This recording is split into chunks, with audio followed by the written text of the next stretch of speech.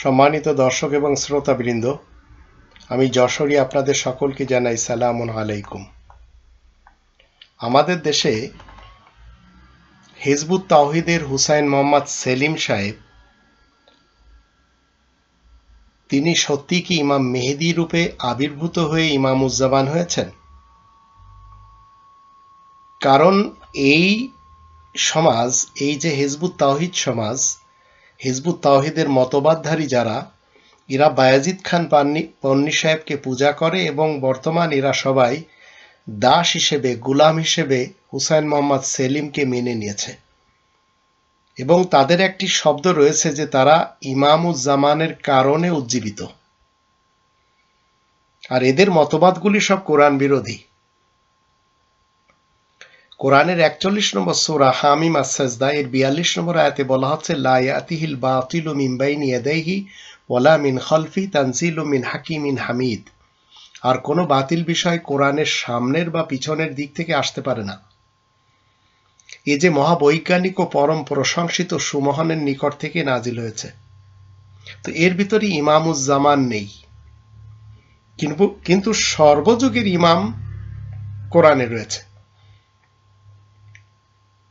তো যে ইমামুজ্জামান হিজবুত তাওহীদের মতবাদে রয়েছে সেটি কোরআন নেই, কোরআন সেটি সাপোর্ট করে না।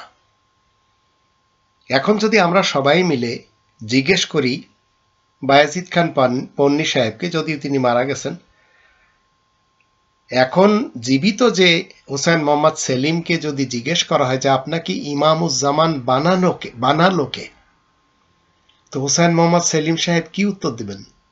আল্লাহ বানিয়েছেন। তো আল্লাহ যদি বানিয়ে থাকেন, তাহলে ২ নম্বর সূরা আল বাকারার ১২৪ নম্বর আয়াতে বলা হচ্ছে, ওয়াইদ ইবতালা ইব্রাহিম রাব্বুহু বিকালিমাতিন ফাতাম্মাহুন্না ক্বালা ইন্নী জাইলুকা লিন্নাসি ইমামা ক্বালা ওয়া মিন যুররিয়াতি ক্বালা লা ইয়ানালু আহাদিজ জালিমিন। ইব্রাহিমকে যখন তার রব কিছু কালেমা দ্বারা পরীক্ষা করলেন, কিছু শব্দ দিয়ে, আর ইব্রাহিম তা পূরণ করে, তখন আল্লাহ বললেন, তোমাকে আমি প্রত্যেকটি মানুষের জন্য প্রত্যেক সময়ের, মানে সকল জামানার ইমাম বানালাম। তখন ইব্রাহিম বলে, তাহলে আমার সন্তানদের মধ্যে থেকেও? আল্লাহ বললেন, জালিমরা আমার অঙ্গীকারের আওতায় আসবে না। তো ইন্নী জাইলুকা লিন্নাসি ইমামা, এটি এমন একটি শব্দ যে প্রতি সেকেন্ডের এবং প্রতি মিনিটের জন্য নির্ধারণ হয়ে গেলেন ইব্রাহিম রাসূল ইমাম। তো ইব্রাহিম রাসূলকে জামানার ইমাম বানালেন আল্লাহ। এখন হুসাইন মোহাম্মদ সেলিম সাহেবকে কে বানালেন? তো আল্লাহ তাআলা শত্রু ইবলিস এবং শয়তান তাগুতের বিধান নিয়ে চলে এবং সেই বিধান মতে ইবলিস এবং শয়তান কি করে? মানুষকে নেতা বানায়, দলপতি বানায়, ইমাম বানায়, জামানার ইমাম বানায়।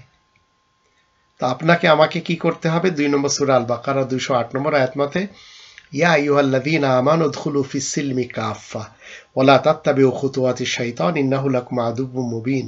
তোমরা যারা ঈমান এনেছো, শোনো, তোমরা সবাই ইসলামের শান্তির ছায়াতলে পরিপূর্ণরূপে প্রবেশ করো আর শয়তানের পদাঙ্ক অনুসরণ করবে না, নিশ্চয় সে তোমাদের প্রকাশ্য শত্রু। তো এই শয়তান এবং ইবলিস কিছু চরিত্র পৃথিবীতে সর্বযুগে থাকে। এরা কি করে? কাউকে ইমাম মেহেদী বানায়, কাউকে ঈসা বানায়, কাউকে জিল্লি নবী বানায়, কাউকে বুরুজি নবী বানায়, কাউকে পীর বানায়, কাউকে বক্তা হুজুর বানায়, কাউকে বিভিন্ন উপাধিতে ভূষিত করে। তো এখন এই হিজবুত তাওহীদের একটি মতবাদ যে ইমাম মেহেদী আসবে, অলরেডি তাদের মতবাদ অনুযায়ী তাদের এই শব্দগুলি যদি বোঝেন, তাহলে বুঝবেন যে অনিচ্ছাকৃত হলেও তারা বায়েজিদ খান পন্নীকে ইমাম মেহেদী হিসেবে মেনেছে, আর এখন মেনে চলেছে তারা হুসাইন মোহাম্মদ সেলিমকে। আর যে ইমাম মেহেদী নিয়ে মুসলমান শিয়া সুন্নি সালাফিদের রিওয়ায়াতগুলিতে এবং হাদিসগুলিতে রয়েছে, যেটি নিয়ে কোরআন কোনো কথা বলে না, তো সেই ইমাম মেহেদী পৃথিবীতে আসবে, এটি তাদের মতবাদ। তো সেই ইমাম মেহেদী আসলে তাকে কোনো মাযহাবের অনুসারীরা মানবে না। কারণ এই মাযহাবের অনুসারী যারা, তারা সবাই ইচ্ছা করবে যে ইমাম মেহেদী সাহেব হানাফি মাযহাবের হয়ে যাক, শাফি মাযহাবের হোক, হাম্বলি মাযহাবের হোক, মালিকি মাযহাবের হোক। তো এখন ইমাম মেহেদী হিসেবে আজ যে ইমামুজ্জামান হিসেবে পরিচয় দিয়ে চলেছেন হুসাইন মোহাম্মদ সেলিম সাহেব, তার অনুসারীরা তাকে এমনভাবে মেনে চলেছে যে তার একটি কথায় এরা খুন হয়ে গেছে। আর কোথায় নোয়াখালীর সোনাইমুড়ি থানার অধীনস্থ সেই পোরখরা গ্রামে। আর খুন হয়েছে, এই খুনের আসল কারণ হচ্ছে এই Imamuzzaman, time of the leader বা লিডার অফ দি টাইম, তার অধীনে মানুষ খুন হয়েছে। তো ইমাম মেহেদীর সবচেয়ে বড় শত্রু এই ধর্মের লোকদের দৃষ্টিতে এই মুসলমান শিয়া, সুন্নি এবং সালাফি সমাজ। সকল মৌলবীরা এই লোকটাকে পছন্দ করে না। আর এই লোকটাকে যারা পছন্দ করে তারা সবাই নিজেদেরকে জান্নাতি ভাবে, কারণ এই হুসাইন মোহাম্মদ সেলিম সাহেব বলেছেন যে আমার সাথে যারা আসবে তারা সবাই জান্নাতে যাবে। হুসাইন মোহাম্মদ সেলিম সাহেব আমাদের প্রশ্নের উত্তর কখনো দিতে পারবেন না যে তাকে জামানার ইমামের এই উপাধিটা কে দিলেন। কোরআন থেকে তো আমরা জানলাম ইব্রাহিম রাসূলকে আল্লাহ দিয়েছেন, কিন্তু এর বিপরীত আমাদেরকে বুঝতে হবে। আর তার মতো ইমাম মেহেদীর সবচেয়ে বড় শত্রু হচ্ছে ধর্মজীবী মুল্লা যারা রয়েছে আমাদের দেশে। তো বর্তমান যুগে হুসাইন মোহাম্মদ সেলিম ইমাম মেহেদী হয়ে আছেন, যাকে সকল মৌলবীরা অমান্য করে চলেছেন। এগুলি তাদের রেওয়ায়েতে লেখা রয়েছে। তো হিজবুত তাওহীদের ইমাম হোসেন মোহাম্মদ সেলিম তার দলের লোকদের দৃষ্টিতে তিনি ধর্মের কথা বলে চলেছেন। ধর্মের কথা মনে রাখবেন। তো ধর্মের কথা বলে চলেছেন, অথচ কোরআন পড়তে জানেন না। এতদা সত্ত্বেও তাকে জামানার ইমাম বানানো হয়েছে। এর পূর্বে অনেকেই জামানার ইমাম এবং ইমাম মেহেদী হওয়ার যে দাবি, এই টাইপের কোরআন বিরোধী উপাধি নিয়ে জগতে অনেকে এসেও ছিলেন এবং মরেও গেছেন। ইমাম মেহেদী আগমনের আলামত কোরআন বিরোধী ধর্মের বইগুলিতে বিভিন্নভাবে ভিন্ন ভিন্ন লেখা। শিয়াদেরটাতে ভিন্ন, সুন্নিদেরটাতে ভিন্ন, সালাফিদেরটাতে ভিন্ন। এমনকি আহমাদি কাদিয়ানি সমাজ যারা রয়েছে তাদেরটাতেও ভিন্ন।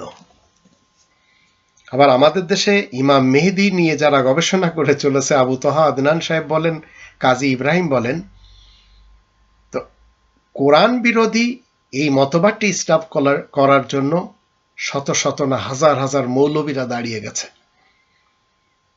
কেউ বলছে ইমাম মাহদী কত বছর বয়সে আত্মপ্রকাশ করবেন, সেটি নিয়ে তারা গবেষণা করে চলেছেন। কেউ বলছে ইমাম মাহদীর আবির্ভাব হবে খোরাসান থেকে। আবার কাশেম নামে একজন পাকিস্তান থেকে এখন নিজেকে ইমাম মেহেদী হিসেবে আত্মপ্রকাশ করেছেন। আবার ইমাম মাহদীর আগমনে অনেকের যে মত রয়েছে, যেমন কাজী ইব্রাহিম টাইপের যারা, অনেকে বলছেন 2028 সালে আসবে। অনেকে কি বলে চলেছেন যে ইমাম মাহদী জন্ম হয়ে গেছে। অনেকে বলছেন ইমাম মাহদী আত্মগোপনে আছে। যারা এই ধরনের মতবাদ রাখে তারা সবাই তাদের ধারণা মতে কোরআন বিরোধী একটি মতবাদ ইস্টাবলিশ করে চলেছে, এটা মনে রাখবেন। তাই 2 নম্বর সূরা আল বাকারার 78 নম্বর আয়াতে কি বলা হচ্ছে, অমিনহুম উম্মিয়ুন লা ইয়ালামুন আল কিতাবা ইল্লা আমানিয়া ওয়া ইনহুম ইল্লা ইয়াযুন্নুন। আর মানুষের মধ্যে অনেকেই অশিক্ষিত রয়েছে, তারা আল কিতাবের খবর রাখে না কিন্তু মিথ্যা আকাঙ্ক্ষা ছাড়া, আর তাদের কাছে কল্পনা ছাড়া কিছুই নেই। তো কল্পনার জোরে মানুষ ইমাম মাহদী হচ্ছে, কল্পনার জোরে মানুষ এই মতবাদ নিয়ে চলছে। আর এই কল্পনার জোরেই মানুষ কি করছে, এই ধরনের মতবাদ যা কোরআন বিরোধী সেগুলি মেনেই চলেছে।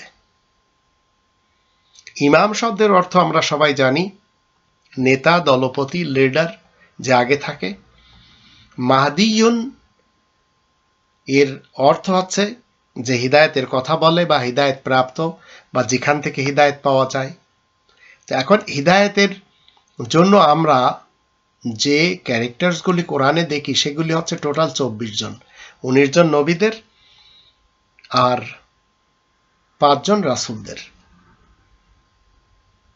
এই 24 জন ক্যারেক্টারের বিপরীত যদি কেউ মনে করে যে ইমাম মাহদী নামক কাউকে মানতে হবে, তো ইমামে মাহদী এই শব্দটি কোরআনে নেই। ইসনা আশারি যারা রয়েছে, ইসনা আশারিয়া মাযহাবের মাহদী, ইসনা আশারিয়া যে শিয়া মতবাদ, তারা বিশ্বাস করে কাকে? মোহাম্মদ আল মাহদী হলেন তাদের 12 ইমামের সর্বশেষ ইমাম, যিনি তার পিতা হাসান আল আসকারির পরে ইমাম হবেন। হায়দারে কাররার বা হযরত আলীর যুগ থেকে আকীদাগত শিয়ারা তারা কি মনে করে চলেছেন যে আল্লাহ তাআলার পক্ষ থেকে ইমামত পদের জন্য তিনি মনোনীত হবেন। আর ইমাম হাসান এবং ইমাম হুসাইনের সময়ে শিয়াদের সংখ্যা বৃদ্ধি পায়। কিছু কিছু রিওয়ায়াতের ভিত্তিতে তারা আহলে বায়েত ঐশী পদ প্রাপ্ত বলে বিশ্বাস রেখেই চলেছে, যদিও তাদের সংখ্যা কিন্তু অনেক কম। তো ইমামিয়া শিয়ারা অপর শিয়া ফিরকাগুলো থেকে একেবারে আলাদাভাবে দৃষ্টিতে আজ রয়েছে। ইমাম হাসান আসকারী শাহাদাতের পর একদল শিয়ারা বিশ্বাস কি করে ছিল, সেটি হচ্ছে পৃথিবী কখনো ইমাম শূন্য হবে না। তারা 12তম ইমামের উপস্থিতি এবং তার অন্তর্ধামের উপর বিশ্বাসী ছিল। আর এই দলটি ইমামিয়া শিয়া বা ইসনা আশারি ইমামি শিয়া নামে প্রসিদ্ধ লাভ করে। আমাদের দেশেও এরা রয়েছে। ইমামিয়া শিয়াদের মৌলিক আকীদা 5টি। তার ভিতরে একটি বিশেষ হলো 12তম ইমাম যে একজন ইমাম মাহদী রূপে আসবে তাকে বিশ্বাস করতে হবে। তো তাদের হাদিসের দৃষ্টিতে এই সুন্নি শিয়া সালাফি যারা রয়েছে এদের সকলের হাদিস আবার ভিন্ন ভিন্ন। আমরা রবে শান্তির রাজ্যের মুসলিমরা কখনো এসব মানি না। তো হাদিসের ভিত্তিতে 12 ইমামের প্রতি বিশ্বাস পোষণ করতে হবে। আর 12 জন ইমামের নাম যেভাবে শিয়া সমাজের মাঝে আমরা দেখি, সেটি প্রথম হচ্ছে আলী ইবনে আবি তালিব, হাসান ইবনে আলী, হুসাইন ইবনে আলী, আলী ইবনুল হুসাইন, ইমাম সাজ্জাদ, মোহাম্মদ ইবনে আলী, ইমাম বাকির, জাফর ইবনে মোহাম্মদ, ইমাম জাফর সাদেক, মুসা ইবনে জাফর, ইমাম কাজিম, মুসা ইবনে আলী ইবনে মুসা, ইমাম রেজা, মোহাম্মদ ইবনে আলী, ইমাম জাওয়াদ, আলী ইবনে মোহাম্মদ, ইমাম হাদি, হাসান ইবনে আলী, ইমাম আসকারি, হুজ্জাত ইবনুল হাসান, ইমাম মাহদি। তো বিশ্বে জাইদি শিয়া এবং ইসমাইলি শিয়া যারা ইরানে, ইরাকে, পাকিস্তান এবং ভারতে বসবাস করেন এবং ইয়ামানেও বসবাস করেন, এদের মধ্যে আবার মতবিরোধ রয়েছে। তা আমি রবের শান্তির রাজ্যে মুমিন এবং মুসলিম। তা আমরা যারা মুমিন এবং মুসলিম রয়েছি, একজন মুসলিম হিসাবে, মুমিন হিসাবে আমাদের মূল উদ্দেশ্য কি হওয়া উচিত? মুহাম্মদ রাসূলের প্রচারিত আল্লাহ তাআলার বিধান জানা, আল্লাহ তাআলার বিধান মানা। আল্লাহ তাআলার বিধানকে মাতৃভাষায় জানতে হবে, বিধানের ভাষা জানতে হবে, বিধানের উপর ঈমান রাখতে হবে, বিধান মতে জীবন কাটাতে হবে এবং এই বিধানকেই কেবল প্রচার করতে হবে। এর বাইরে একজন রাসূল কোথায় জন্মেছেন, বাড়ির ঠিকানা কি, কয়জন বরযাত্রী নিয়ে কয়টা বিয়ে করেছেন, কোনো মাদানী হুজুর বিয়ে পড়াইছেন কিনা, তো এই ধরনের কথা আমরা মানতে পারবো না। কোনো গুজব শরীফ দিয়ে বিবাহ পড়াইছেন কিনা, এগুলি আল্লাহ না জানালে আমাদেরও জানার কোনো প্রয়োজন নেই। কেউ যদি পারিবারিক বিষয় বিস্তারিত জানতে চান, তবে এই খবর কোনো ধর্মীয় কোনো ধর্মের যে প্ল্যাটফর্ম রয়েছে সেখান থেকে নেওয়ার সুযোগ নেই, কারণ এটি কোনো ধর্মীয় বিষয় না। আপনি আমার বন্ধু, আপনার নাম আমি জানি, এতটুকু আমার জন্য যথেষ্ট। এখন আপনার 14 গোষ্ঠী আমাকে জানতে হবে, এই ধরনের কথা ইসলাম আপনাকে আমাকে কখনো শিক্ষা দেয় না। তো এই যে 12 জন ইমামের এই যে মতবাদ মানুষেরা মেনে চলেছে, এগুলি আমরা যারা রবের শান্তির রাজ্যে মুমিন মুসলিম রয়েছে আমাদের একটু দরকার নেই, দরকার হলে কোরআনে থাকতো।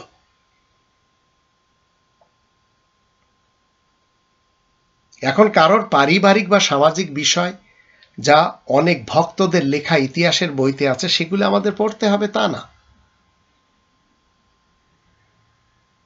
আমি যখন কোরআনের মাধ্যম দিয়ে চলমান মোহাম্মদুর রসুল্লাহর কথা বলি তখন অনেকে বলে কোথায় তার জন্ম, তার বাবার নাম কি, তার মার নাম কি, কেন আপনি আরব ইতিহাসের মোহাম্মদ ইবনে আবদুল্লাহ ইবনে আব্দুল মুত্তালিব বিন হাশেম এবং তার এই যে আহলে বায়েত এদেরকে মানতেছেন না? তো কোরআন তো আমাকে বললে না আমি মানব।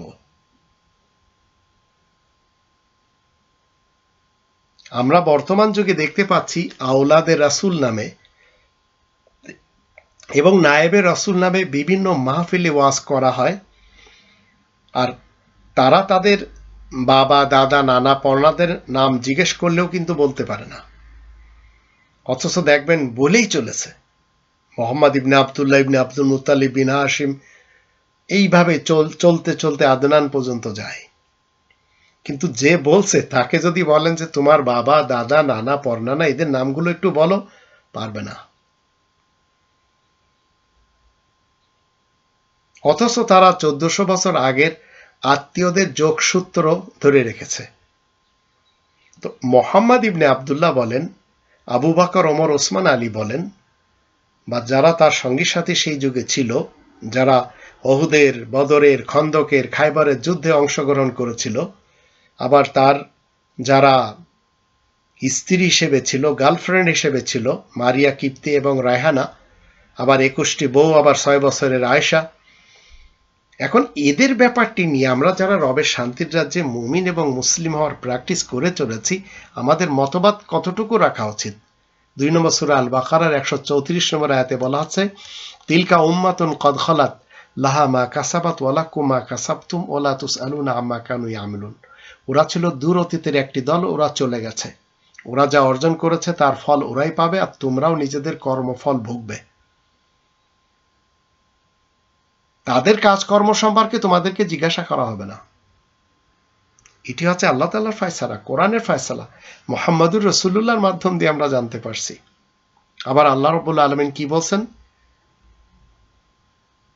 কোনো একজন নবী, একজন রাসূল কোরআনের বিপরীত যা কোরআনে নেই, যেমন ধরুন ইমাম মেহেদির আগমন কোরআনে নেই, ঈসা রাসূল আকাশ থেকে আসবেন কোরআনে নেই, দাজ্জাল বের হবে কোরআনে নেই, গাজওয়া হিন্দ হবে কোরআনে নেই, কবরের আযাব হবে কোরআনে নেই, টুপি পাগড়ি পরতে হবে, মুখ ঢাকা বোরকা পরতে হবে কোরআনে নেই। এখন অনেক গায়েবী খবর যারা মানুষ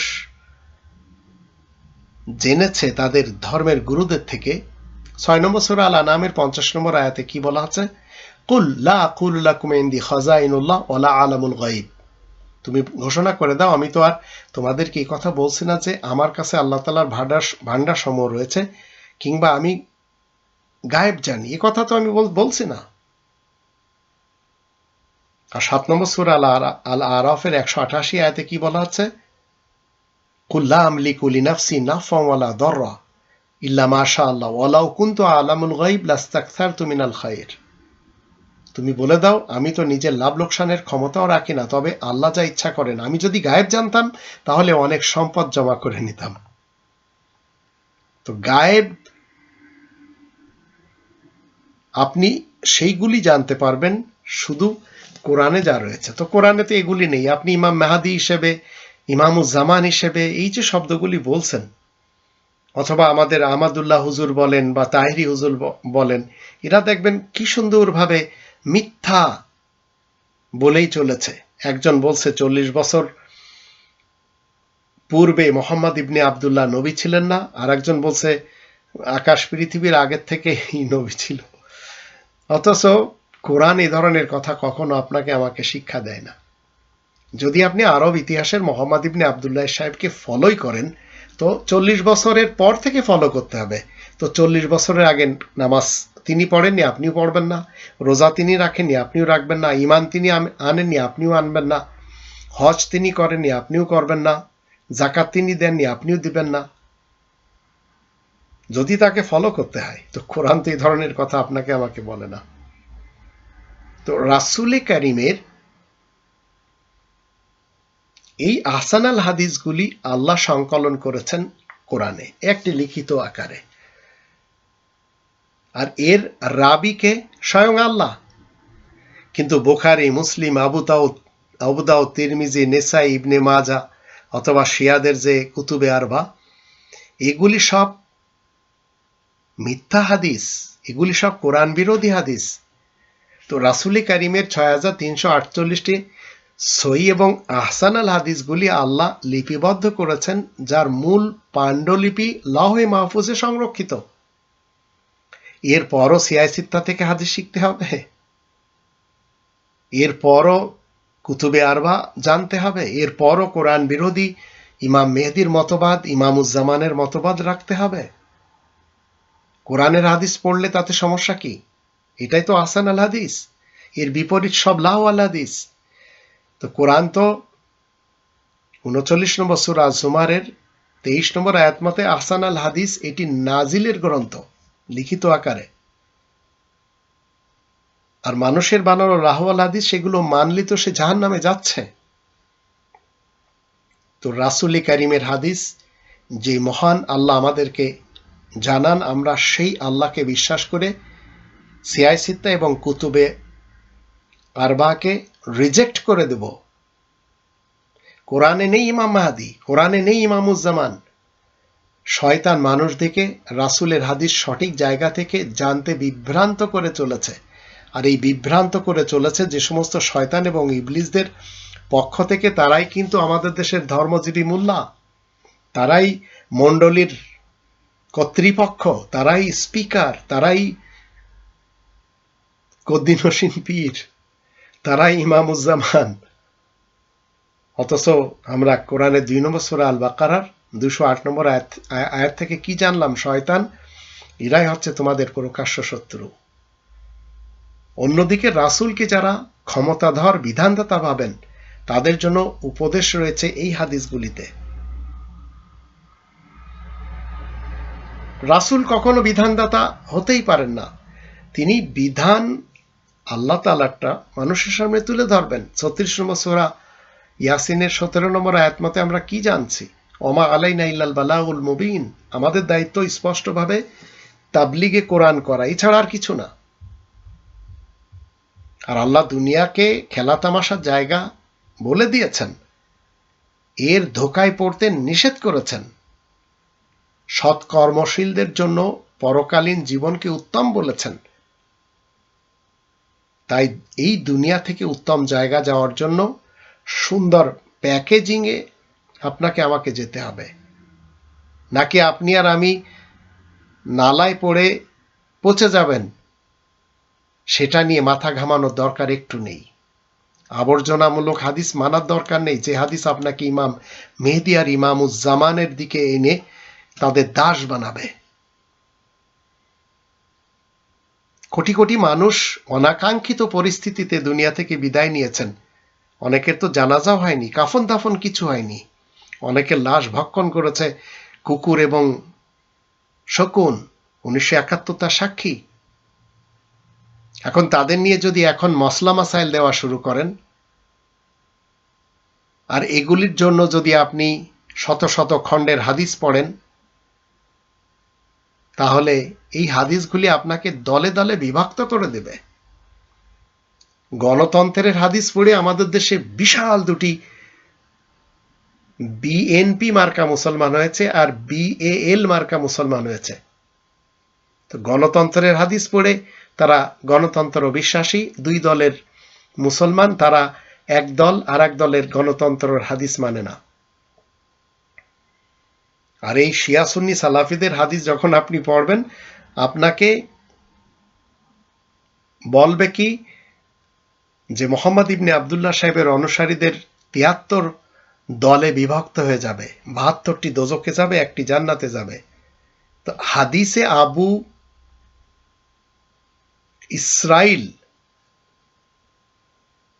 ইসরাইলের পিতা কি বলে চলেছে যে বানু ইসরাইলে ৭২ ফিরকায় বিভক্ত হওয়ার কারণে তারা সবাই কোথায় চলে গেছে? স্রোতের সাথে ভেসে গেছে। আর মোহাম্মদ ইবনে আবদুল্লাহ সাহেবের উম্মত ৭৩ ফিরকায় বিভক্ত হবে, সবাই জাহান্নামে যাবে একটি দল ব্যতীত। তারা বললেন, যারা শ্রোতা ছিলেন, সেটি কোন দল হে মোহাম্মদ? মোহাম্মদ বললেন, যারা আমার এবং আমার অনুসারী এবং তাদেরকে যারা মেনে চলবে এবং তার উপরে যারা টিকে থাকবে তারা জান্নাতে যাবে। এই রিওয়ায়াতটি তিরমিজিতে এবং আবু দাউদে রয়েছে। এটি তো গায়েবের খবর। গায়েবের খবর তো কোরআনে যতটুকু আল্লাহ আপনাকে আমাকে জানাবেন সেটি কোরআন থেকে। এর বাহির থেকে জানলে তো আপনি এমনি অটোমেটিকলি ইবলিস এবং শয়তানে পরিণত হয়ে যাচ্ছেন। আর এই সব হাদিস পড়ে শিয়াদের হাদিস ভিন্ন, সুন্নিদের হাদিস ভিন্ন। মোহাম্মদ ইবনে হাসান আল মাহদি, তাকে কেউ হুজ্জাতুল্লাহ বলে, আবার আল ইমাম আল মাহদি বলে, ইমাম আজ জামান বলে। তা আমাদের দেশে বায়েজিদ খান পন্নী সাহেবকে ইমামুজ্জামান বলা হতো, এখন ওনার মেয়ের জামাই রুফায়দা পন্নীর স্বামী হুসাইন মোহাম্মদ সেলিম সাহেবকে ইমামুজ্জামান বলা হচ্ছে। আরে ইমামুজ্জামান আর হুজ্জাতুল্লাহ আর ইমামুল মেহদি একই জিনিস। তো ধর্মের যে পরিভাষা, সেই অনুসারে শিয়া সুন্নি সালাফিদের মাযহাবী বা মানহাজি আকিদাতে কি রয়েছে? ইমামুজ্জামান, ইমামুল মেহদি, হুজ্জাতুল্লাহ, এই ব্যক্তিটি ঈসা রাসূলের সঙ্গে শেষ জামানায় আবির্ভূত হবেন এবং পৃথিবীতে ন্যায় বিচার ও বিশ্ব শান্তি প্রতিষ্ঠা করবেন।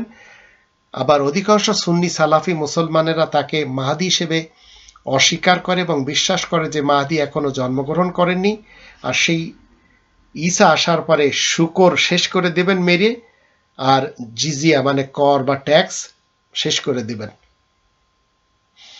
এখন যারা মনে করছেন যে ইমাম মাহদী এখনো জন্মগ্রহণ করেনি, তারা বিশ্বাস করে যে মাহদী আরব্য মোহাম্মদ ইবনে আবদুল্লাহ সাহেবের বংশের একজন হবেন। তবে তার প্রকৃত পরিচয় সম্পর্কে কেবল অনেকের কথা মতে আল্লাহ তাআলাই ভালো জানেন, অথচ কোরআনে নেই। মাহদীর সুস্পষ্ট বংশ পরম্পরা ছাড়া সুন্নিরা মাহদীর উত্থান, কর্মকাণ্ড এবং সর্বজনীন খিলাফত সংক্রান্ত অসংখ্য হাদিস গ্রহণ করে থাকেন, যা শিয়াদের নিকট অগ্রহণযোগ্য, আবার সালাফিদের কাছে অগ্রহণযোগ্য। তো সুন্নি এবং সালাফিদের মাহদী বিষয়ক যে বহু হাদিস কুতুব আল সিত্তা, মানে কুতুবে আরবাতে না, কুতুব আস সিত্তাতে রয়েছে, সিয়াই সিত্তা যাকে বলা হয়, সেটি আবার শিয়াদের যে কুতুবে আরবা রয়েছে তারা মানে না। তো আপনাকে আমাকে মাহদি শব্দটির আরবি যে ক্রিয়ামূল হা দাল ইয়া, হাদিয়ুন থেকে এসেছে, যা রব্বানি পথ প্রদর্শন বোঝানোর জন্য ব্যবহার হয়। তা আপনি যদি রব্বানি পথ কোরআন থেকে দেখান, তো আপনি হাদিউজ্জামান, আপনি মাহদিউজ্জামান, আপনি হুজ্জাতুল্লাহ, আপনি ইমামুজ্জামান। কিন্তু হাদিস মতে যাকে আমরা মেনে চলেছি ইমাম মাহদি হিসেবে, যারা যারা এসেছে, যারা যারা আসবে এবং যারা যারা রয়েছে, এরা সবাই ভণ্ড এবং এই প্রতারণার কি বলে শিবির গেড়েছে, যার চারিপাশে সবাই এসে জমা হচ্ছে, আর এরা সবাই চাঙ্গা হয়ে কোটিপতি হচ্ছে। সবই হচ্ছে পয়সার খেলা। নাহলে হুসাইন মোহাম্মদ সেলিম সাহেব যখন শিবির করতেন, তখন তো তিনি এইসব ইমাম মেহেদির এই চক্কর জানতেন, কিন্তু একটি সময় তিনি স্টপ হয়ে মুদি দোকানদার ছিলেন। আবার যখন তিনি সেই যুগের পশ্চিম পাকিস্তানের তাহরিকে খাকসারের যে প্রধান আল্লামা ইনায়েতুল্লাহ আল মাশরিকি, তার বাঙালি শাগরেদের মধ্যে একজন বিশেষ শাগরেদ, যিনি রাজাকার হিসেবে পরিচিত, টাঙ্গাইল থেকে, তিনি ছিলেন বায়েজিদ খান পন্নী সাহেব। তার কাছে যখন এই হুসাইন মোহাম্মদ সেলিম যায়, তার দাস হয়ে এখন সে আমাদের দেশের হাজার হাজার মানুষকে, লক্ষ লক্ষ মানুষকে দাস বানিয়েছে। তো কোরআনে মাহদিউন, হাদি শব্দটা কোরআনে আমরা পাই, কিন্তু কোরআনের কোনো একটি জায়গায় ইমাম আল মাহদি, ইমামুজ্জামান, হুজ্জাতুল্লাহ, আজ-জামান এগুলি পাবেন না। তো ইমাম মাহদি শব্দটি কখনোই কোরআনে আসেনি। এর সংশ্লিষ্ট ক্রিয়া হলো হাদা বা হাদিয়ুন, যার অর্থ পথ প্রদর্শন করা। তবে মাহদিকে অ্যাক্টিভ ভয়েসে পড়লে তখন এর অর্থ কি হবে? যিনি পথ দেখান। এটি হিজবুত তাওহীদের লোকেরা সেলিম এবং পন্নীকে মেনে চলেছে। আর যদি আমরা ভারতের গুরুদাসপুর জেলার কাদিয়ান গ্রাম থেকে এই আহমাদি এবং কাদিয়ানিদের যে প্রধান মির্জা গুলাম আহমদ কাদিয়ানিকে দেখি, 1889 সালে এর প্রবর্তন হয়। তিনি ছিলেন এই এলাকার এবং তার অনুসারীরা যারা রয়েছে তারা আহমাদি কাদিয়ানি বা মির্জাই হিসেবে পরিচিত। পাকিস্তানে এবং ইউরোপের বিভিন্ন দেশে, আমেরিকা, কানাডাতেও, আবার অস্ট্রেলিয়াতেও এরা সব জায়গায় প্রায় রয়েছে এরা, যদিও সৌদি আরবে নেই বললেই চলে। তো 1889 সালে মির্জা গুলাম আহমদ কাদিয়ানি সাহেব ঘোষণা করেন যে তিনি একটি দৈব বাণী পেয়েছেন, যাতে তাকে এই মতবাদে বিশ্বাসীদের আনুগত গ্রহণ করতে বলা হয়েছে। পরবর্তীকালে তিনি নিজেকে মেহেদী এবং মাসি বলেও ঘোষণা করেন। তার মৃত্যুর পর তার অনুসারীরা মৌলভী নুরউদ্দিনকে তার উত্তরসূরি নির্বাচিত করেন। আর নুরউদ্দিনের মৃত্যুর পর 1914 সালে সম্প্রদায়টি ভাগ হয়ে যায়। আহমাদি কাদিয়ানি, আবার মির্জাই, আবার লাহোরি, বিভিন্ন গ্রুপে। তো সংখ্যাগরিষ্ঠ অনুসারীরা কাদিয়ানে থেকে যায় এবং তারা গুলাম আহমদকে নবী বলেও স্বীকার করে। আবার কেউ কেউ বুরুজি নবী, কেউ কেউ জিল্লি নবী, কেউ কেউ ইমাম মেহদি, কেউ কেউ ঈসা মাসি, এইসব মনে করেই চলেছে।